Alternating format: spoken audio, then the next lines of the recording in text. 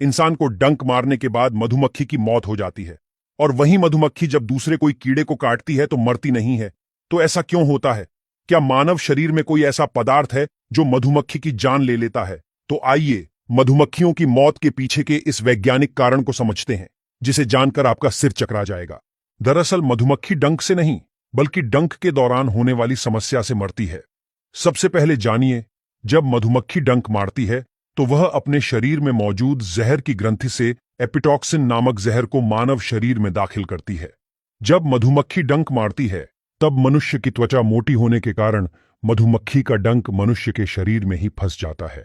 डंक मारने के बाद मधुमक्खी अपने शरीर को इंसान के शरीर से अलग करने की कोशिश करती है, लेकिन इसका डंक फंसा होने के कारण इंसान की त्वचा से बाहर नहीं निकल पाता है, और खिंचाव के कारण मधुमक्खी के शरीर के कुछ हिस्से, मांसपेशियां और पाचन अंग टूट जाते हैं, और मधुमक्खी की विष ग्रंथि मनुष्य की त्वचा में फंसी रह जाती है।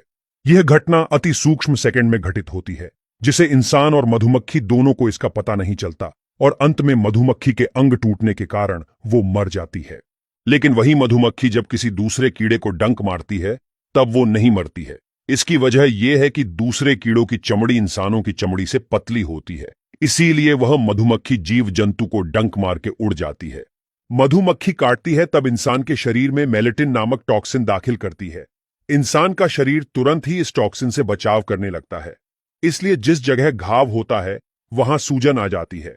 हालांकि ऐसा मेलेटिन से बचाव प्रक्रिया के कारण होता है, लेकिन अगर मधुमक्खी खून की नब्ज के नजदीक डंक मार देती है तो टॉक्सिन जल्द ही पूरे बॉडी में फैलने लगता है, जो कभी इंसान के लिए खतरा पैदा कर सकता है। इसीलिए मधुमक्खी काटे तो तुरंत ही उसके डंक को खींचकर निकाल लेना चाहिए। जीतने वक्त तक डंक चमड़ी में फंसा होगा तब तक जहर फैलता रहेगा।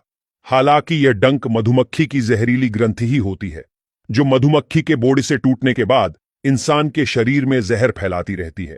चलिए अब यह जानते हैं कि शहद के छत्ते में शहद कैसे बनता है।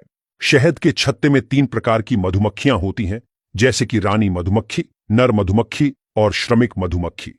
रानी मधुमक्खी करीबन 5 साल जीवित रहती है, जबकि श्रमिक मधुमक्खियां गर्मी के मौसम में 2 से 5 हफ्ते और सर्दियों में अंदाजन 20 हफ्ते तक जिंदा रहती है। रानी मधुमक्खी का काम मधुमक्खियां पैदा करना है और श्रमिक मधुमक्खियों का काम शहद बनाना होता है। अब जानते हैं शहद कैसे बनता है। जब मधुमक्खी फूलों पर बैठती है तब फूलों की पराग, जिसे नेक्टार कहते हैं, वह मधुमक्खी के पैरों के निचले हिस्से में चिपक जाती है।